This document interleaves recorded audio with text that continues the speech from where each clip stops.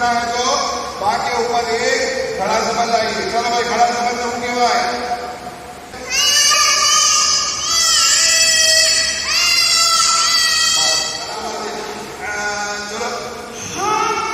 ઠીક છે, બરાબર છે.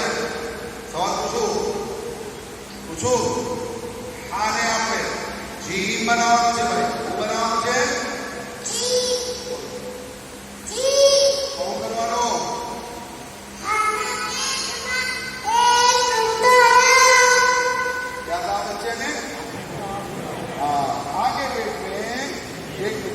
बच्चों को बच्चे क्या, उस्ताद को ये जगह पे जाकर खुद बच्चा बनना पड़ेगा.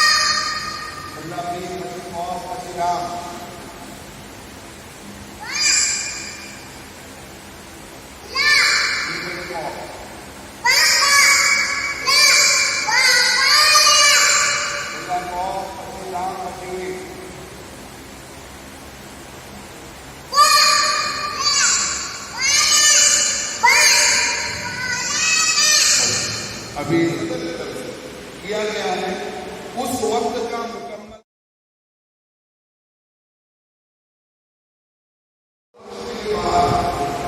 हमें क्या करना है?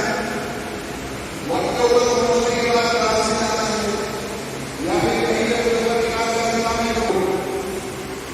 तालीम के साथ तरबियत ये अहम और बहुत जरूरी है. बच्चों को